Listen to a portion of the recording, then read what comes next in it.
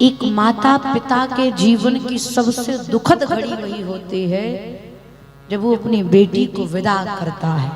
सबसे दुखद पल। कठोर से कठोर हृदय रखने वाला पुरुष भी उस समय रो देता है जब वो अपनी बेटी को डोली पर बिठाता है। कोई बर्दाश्त नहीं कर सकता।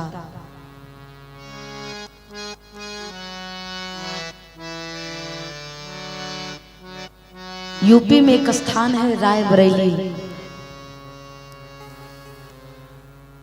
रायबरेली में एक गांव है पालीपुर। उस गांव में लगभग तीन या 4 वर्ष लगातार मेरी कथा भई। वहां पर एक बाबा जी रहते हैं। अति प्रेम हो, नारियल जैसे हैं दीक्षित भैया, ऊपर से बिल्कुल सख्त, भीतर से है गरीब मुलायम। जब हम पहली बार कथा करने के लिए गए, उनकी पत्नी है माता जी। माता जी जब भोजन बनाने बैठती थी ना तो कहती तुम हटो। और हमको जी यू नहीं कहते, वो न श्री लगावे न जी लगावे। और उनके मुंह से मुझे अच्छा भी नहीं लगता। माता जी को कहते थे, चूल्हे पर बनाती थी माता जी, बोले तुम हटो, राधिका के लिए हम रोटी बनाएंगे। भैया अपने हाथों से रोटी बनाते थे, इन लोगों को किनारे करते थे चारों को, तुम नहीं खिला पाओगे हम खिलाएंगे। बैठ जाते थे 4 रोटी लेकर, खाओ इसको पूरा। हम कहते बाबा जी नहीं, खाओ।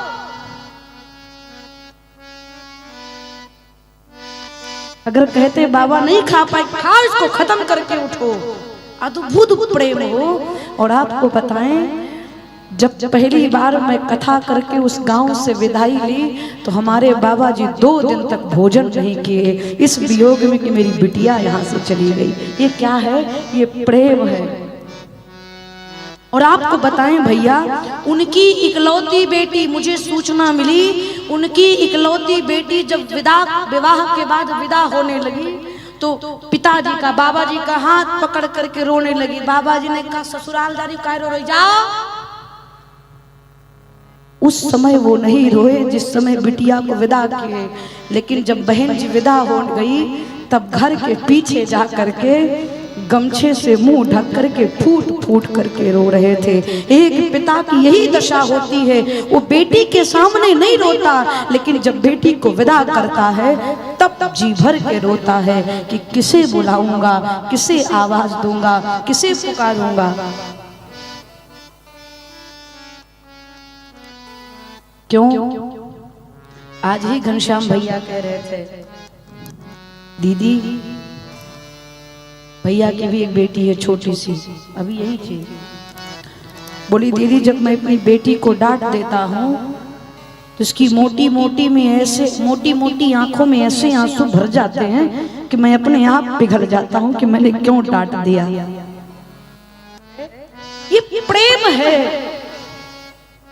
पिता सब कुछ देख सकता है लेकिन अपनी बेटी की आंखों में आंसू नहीं देख सकता, अपनी बेटी के जीवन में दुख नहीं देख सकता।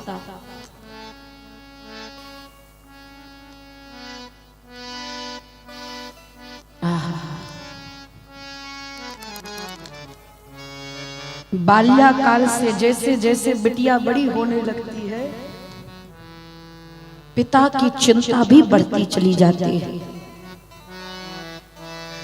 ये चिंता नहीं है, ये तो चिंता है ही है कि विवाह कैसे होगा, लेकिन सबसे बड़ी चिंता ये है कि कुछ साल बाद हमें छोड़ करके चली जाएगी।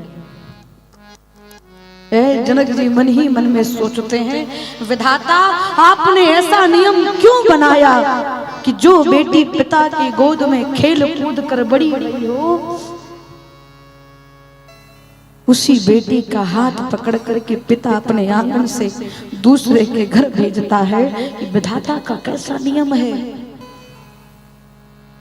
जनक जी भी बार बार विचार करते हैं, गुरुदेव मुझ में इतनी हिम्मत कहां से आएगी कि मैं वैदेही को विदा कर पाऊंगा, उन वैदेही को जिनकी वजह से मुझे रघुनाथ जी का दर्शन मिला, जिनकी वजह से मुझे भगवान का दर्शन मिला, मैं उनको कैसे विदा करूंगा। आहा, सतानंद जी ने धैर्य धारण कराया। जनक जी ने रनिवास में सूचना भिजवाई, एक किशोरी जी का श्रृंगार करिए। मैया सुनैना श्री सियाजू का श्रृंगार कर रही है। बाल्याकाल में जब माँ अपने बच्ची को सजाती है तो सजाते समय प्रसन्न होती है, नजर उतारती है। जितनी सुंदर लगती है उतनी बार माँ अपनी पुत्री की बलैया लेती है। लेकिन बाल्याकाल में जब माँ बेटी को सजाती है तो हंसती रहती है, लेकिन जब विदाई के समय सजाती है तो रोती है कि आज के बाद इसको सजाने का भी मौका नहीं मिलेगा। मैया सुनैना सियाजू का श्रृंगार कर रही है। श्रृंगार करके करुण वेदना में आकर गोद में बिठा करके कहती हैं, सियाजू अब तक आपने निमिकुल की परंपरा का निर्वाह किया पुत्री, लेकिन आज के बाद तुम्हारे कंधे पर रघुकुल का भी भार आ गया है। अस्तु हे वैदेही, रघुकुल मर्यादा और संस्कारों के लिए जाना जाता है। पुत्री भली भांति से उसकी रक्षा करना। और मेरे राम जी बड़े संकोची हैं सियाजू, वो कभी तुमसे कुछ कहेंगे नहीं, इसलिए मेरे रघुनाथ के हृदय के मन की बात को जानने का प्रयास करना। माँ कहती हैं, माँ बताइए ना, प्रभु के हृदय में राज कर सकूं, रघुनाथ के चरणों में प्रीत बनी रहे, इसके लिए क्या करना चाहिए। तो माँ कहती हैं, सूत्र सीखिए। एक पत्नी अगर अपने पति की हृदय पर राज करना चाहती है, सदैव पत्नी अपने पति के हृदय पर राज करना चाहती, प्रेम प्राप्त करना चाहती है, तो एक ही सूत्र है। क्या? सास ससुर गुरु सेवा कराऊं, पति रुख लाखिया यश अनुसार। वैदेही अगर राम जी के हृदय में राज करना चाहती हो तो सास ससुर की सेवा करना, अपने से श्रेष्ठ का सम्मान करना, सबका आदर करना। और पुत्री अति स्नेह बस सखी सयानी, नारी धर्म सिखवई मृदुबानी। मां नारी धर्म का उपदेश देती है। प्रार्थना है एक बेटी का विवाह के बाद केवल गोत्र और सरनेम नहीं बदलता, पूरा जीवन ही बदल जाता है। परिधान वस्त्र बदलता है, श्रृंगार बदलता है, नाम बदलता है, यहां तक कि स्वभाव भी बदलना पड़ता है। क्यों? मायके में रहती है ना, सबको सुना देती है। पापा हो, मम्मी हो, भैया हो, दीदी हो, सबको सुना देगी। मायके में बेटियां सबको सुना देती हैं, लेकिन ससुराल में वही बेटी जब बहू बन करके आती है तो बेवजह भी उसे सुनना पड़ता है, बिना गलती के भी उसको सुनना पड़ता है। कई बार गलती की वजह से सुनाई जाती है, कई बार बिना गलती के भी सुनाई जाती है। और एक श्रेष्ठ बहू वही बन पाती है जो विवाह के बाद जिसके भीतर सुनने की क्षमता हो जाएगी, वही श्रेष्ठ गृहिणी बनने के अधिकारी होगी। मैया जानकी कहती हैं, मैया सुनैना कहती, किशोरी जी मायके में सब आपकी सुनते थे, ससुराल में सबकी आपको सुननी पड़ेगी।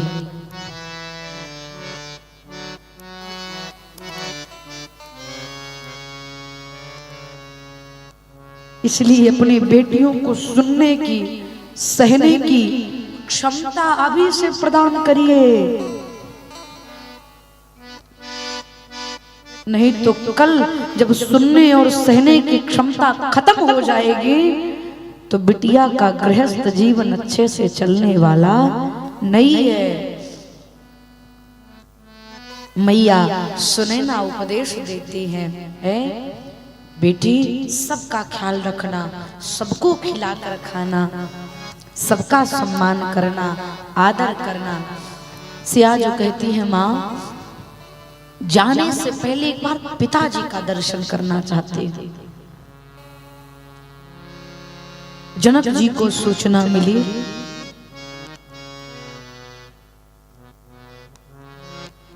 किशोरी जी आपको याद कर रही हैं।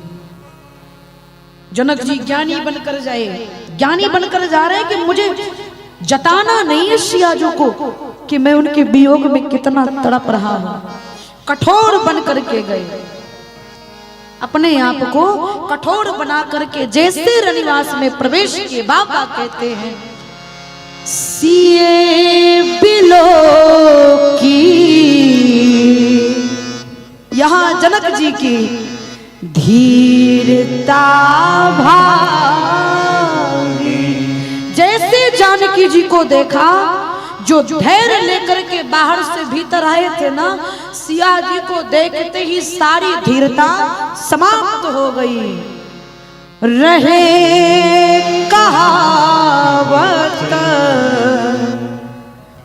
परम विरागी, जो साक्षात वैराग्य की प्रतिमूर्त है, विदेहराज है, ब्रह्मनिष्ठ ज्ञानी है। सुखदेव जैसे परमहंस जिनके यहाँ ज्ञान लेने के लिए आए, ऐसे विदेहराज आज सारा ज्ञान, सारा वैराग्य सब कुछ समाप्त हो गया, क्योंकि बात यहाँ ज्ञान का नहीं, पुत्री के वियोग की बात है। इसलिए जनक जी की सारी धीरता समाप्त हो गई। देखते ही सीता जी जनक जी की तरफ देखी, जनक जी ने माँ की तरफ देखा। माँ उधर से पिताश्री पिताश्री पिताश्री कह करके दौड़ी। एक बात आपको निवेदन करें, एक बेटी सबसे ज्यादा सुरक्षित अपने आप को तब महसूस करती है जब उसके आसपास उसके पिता का साया होता है, तो उसे दुनिया का कोई झंझट, कोई दुख सताने वाला नहीं है। उसको लगता है मैं दुनिया की सबसे मजबूत और सबसे सुरक्षित व्यक्ति हूँ, क्योंकि मेरे पिता के रहते मेरे ऊपर कोई बाधा आने वाली नहीं है। और हाँ, ये भी सही है कि एक बेटी अपने आप को सबसे ज्यादा असहाय उस दिन महसूस करती है, सबसे ज्यादा अकेली उस दिन महसूस करती है जिस दिन उसके पिता की अर्थी उठती है। उसको लगता है कि अब मेरे आगे पीछे मुझे सहारा देने वाला कोई नहीं। मैं हमेशा कथाओं में कहती हूँ कि बेटी का मायका उस दिन पराया नहीं होता जिस दिन मायके से उसकी डोली उठती है। भैया, बेटी का मायका उस दिन पराया होता है जिस दिन पिता की अर्थी उठती है, पर उसका अधिकार मायके में समाप्त हो जाता है। सारा अधिकार समाप्त हो जाता है। फिर वो जान जाती है ये दहलीज मेरे लिए पराई हो गई, अब तो बस अतिथि बन करके आना है, 2-4 दिन रहना है और चुपचाप चले जाना है। सारा अधिकार उस दिन समाप्त हो जाता है। सियाजू पिताश्री कह करके बड़ी बाबा कहते हैं, लीलाय उर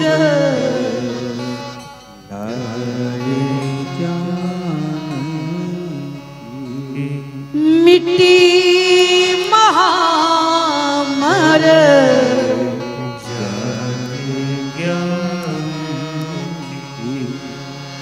बारही बार सुतार लाई, बारही बार सुतार लाई, सजी सुंदर पा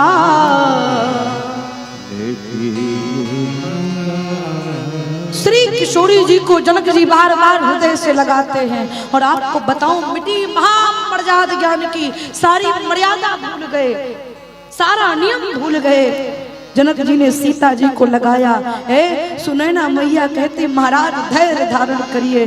जनक जी कहते हैं महारानी इस समय जनक का हृदय उसी प्रकार से जल रहा है जैसे भट्टी में अग्नि जलती है, उसी प्रकार से सियाजू के वियोग में मेरा हृदय जल रहा है।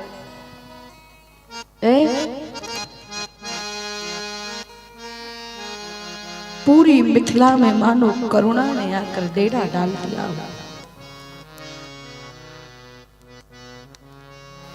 केवल नगरवासी नहीं, सियाजू के विदाई के समय सोने चांदी के पिंजरे में बंद तोता मैना भी रो रहे हैं। मानो कहते हैं मुझे सोने का पिंजरा नहीं चाहिए, मुझे तो किशोरी जी का साथ चाहिए, मुझे तो जानकी जी के चरण चाहिए।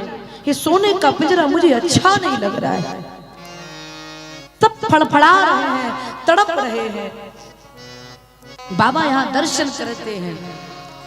प्रेम विवश परिवार सब जन सुलगन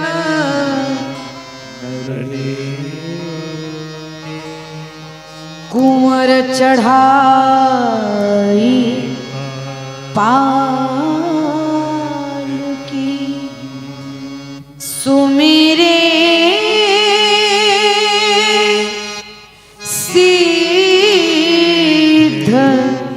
गणेश। श्री जनक जी महाराज मिथिला के वासी वियोग की अग्नि में जलते हुए श्री सियाजू को डोली में बिठाया। गणेश भगवान की प्रार्थना करी, हे गजानन समस्त मिथिला के जीवन का संपूर्ण सत्कर्म लग जाए, मेरे सियाजू के जीवन में कभी कोई विपत्ति ना आए। ऐसा बहुत सारा भगवान से प्रार्थना करके विदा लिया। इधर राम जी मैया सुनैना के पास गए। राम विदा मांगत कर जोरी, कीन प्रणाम बहोरी।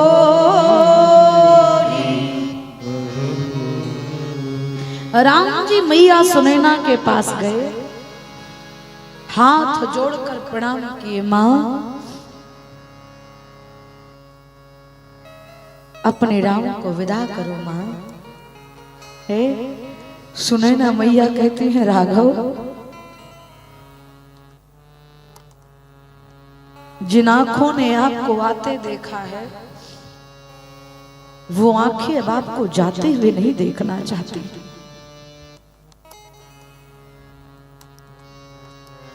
राम जी कहते हैं मां, मैं तो आपका पुत्र हूं, जब आप मुझे आज्ञा देंगी मैं आपके सम्मुख उपस्थित हो जाऊंगा। माँ ये मत सोचिएगा कि राम आपका दामाद है, नहीं माँ, राम आपका दामाद नहीं, राम आपका पुत्र है। मैया सुनैना कहती है राघव एक प्रार्थना है, आज्ञा करो माँ। राम जी की मैया कहती हैं प्रभु जीवन में अगर कभी कोई गलती मेरी सियाजू से हो जाए तूने यह सोच करके क्षमा कर देना कि वो गलती सीता ने नहीं बल्कि आपकी मां सुनैना ने किया है। राम जी चरणों में प्रणाम किए, मां से भाइन सहित चले रघुराई। प्रभु आगे की यात्रा आरंभ किए। जनक जी बारातियों को कुछ दूर तक छोड़ने के लिए गए, जहां तहां बारातियों के खाने की ठहरने की व्यवस्था बनाए थे। बढ़े, थोड़ी दूर जाने के बाद श्री दशरथ जी के पास जनक जी गए, हाथ जोड़कर धन्यवाद किया। जनक जी कहते हैं चक्रवर्ती जी मैं मिथिला का छोटा सा राजा था, आपने मुझसे संबंध बना करके इस जनक की महिमा को बढ़ा दिया है। दशरथ जी हाथ जोड़ लिए, क्या कह रहे हैं आप कहते हैं कि मैंने आपकी महिमा बढ़ाई, गलत।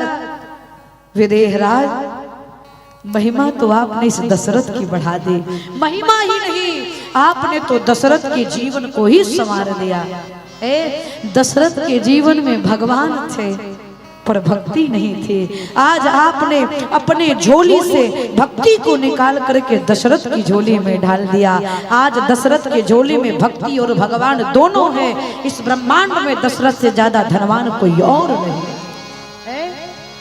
धन्य हैं आप जनक जी, धन्य हैं आप। एक दूसरे की प्रशंसा कर रहे हैं। कथा यहाँ शिक्षा दे रही है, जिससे संबंध जोड़िए केवल उससे संपत्ति ही मत प्राप्त करिए, बीच बीच में उसकी सराहना भी करिए, उसकी प्रशंसा भी करिए। और मैं हमेशा कहती हूं कि जीवन में एक बार जिसका नमक खा लो, जब तक श्वास चले उसका ऋणी बन करके रहो।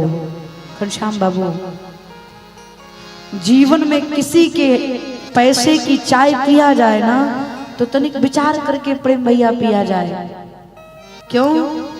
वक्त आने पर इसका ऋण चुका सको। और जहां प्रेम ज्यादा हो वहां ऋण चुकाने की बात ही नहीं आती, क्यों?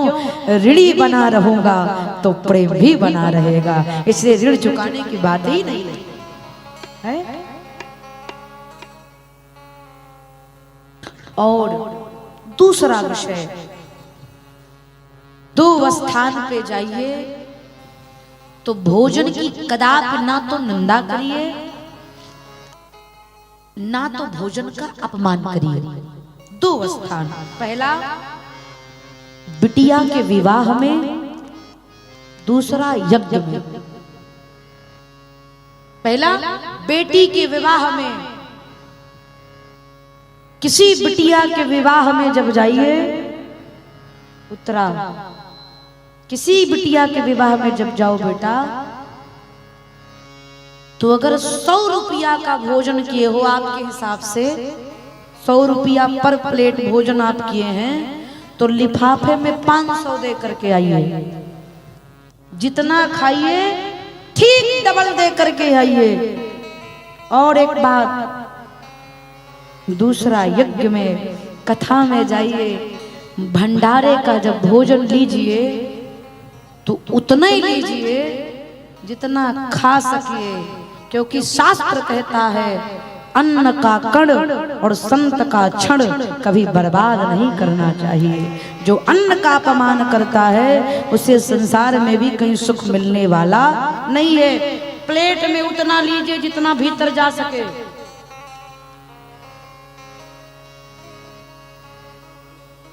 कई लोगों का स्वभाव होता है, बिटिया के विवाह में जाते हैं, नाना प्रकार का भोजन लगा हुआ है, जाएंगे प्लेट में भरेंगे झौआ भर, नाना प्रकार का मिठाई, रसमलाई, रबड़ी, चावल, शाही पनीर, मटर पनीर, पालक पनीर। पानी आया मुंह में? सब लिए भैया, खा लिए, गले तक सांस भी नहीं लिया जा रहा है, इतना खाए। और जब खा करके बिस्लरी का पानी पिए, गटक करके पेट भर के निकला, तो कोई पूछा भोजन कैसे? सब ठीक था, पनीर में तनिक नमक कम था। लानत है ऐसे जीवन पर।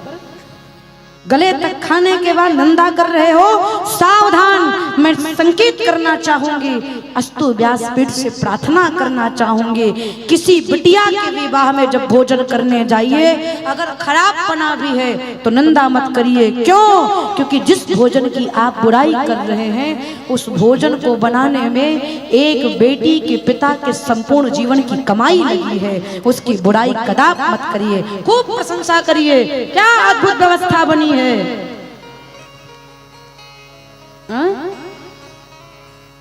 एक तो गले तक खाओ और फिर बुराई करो, ये मानवता नहीं है, ये भगवान के भक्त का लक्षण नहीं है। जिसकी खाओ खूब गाओ।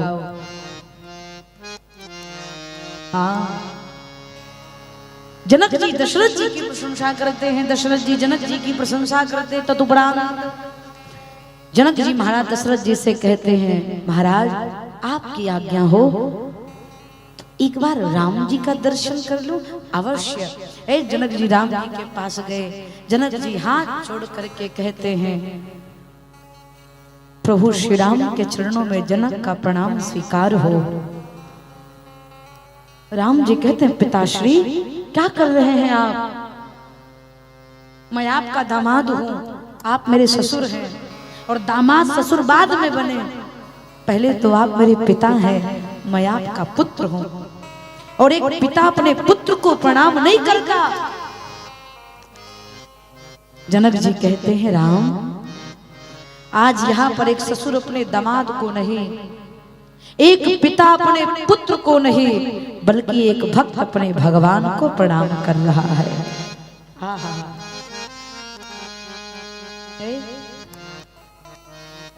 जनक जी ने कहा, प्रभु बस एक कृपा कर दीजिए। कल भी मैंने निवेदन किया था,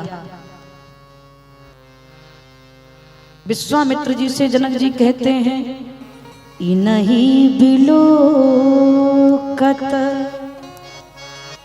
अति अनुरागा बरबस ब्रह्म सुख ही मन त्यागा। इनहि बिलोकत। जनक जी कहते हैं, गुरुदेव इनको देख करके अकारण मन कर रहा है, इनको खूब प्रेम करूं। है निर्गुण ब्रह्म की उपासना मन कर रहा, बंद कर दूं, आज से इन्हीं से प्रेम करूं, इन्हीं की पूजा करूं। आज वही जनक जी राम जी से कहते हैं, सरकार इतनी कृपा करिएगा कि ये मति आपके चरणों को छोड़कर कहीं और न जाए। प्रभु बस इतनी कृपा बनाए रखिएगा। जनक जी और कुछ नहीं मानते, प्रभु मेरी मति आपके चरणों में ही रति करती रहे, सरकार ऐसी कृपा बनाए रखिएगा। और जीवन में कुछ और मिले या ना मिले, मैं हमेशा कहती हूँ, भगवान के पास जाओ तो संपत्ति कम मांगो, उससे ज्यादा भगवान के चरणों में प्रीत मांगो। क्यों? धनवान तो कोई भी बन सकता है, भगवान का प्रेमी कौन बन रहा है ये ज्यादा मायने रखता है। प्रयास किया जाए। जनक जी ने समाज को विदा किया, पूरा समाज मिथिला से अयोध्या की ओर प्रस्थान किया।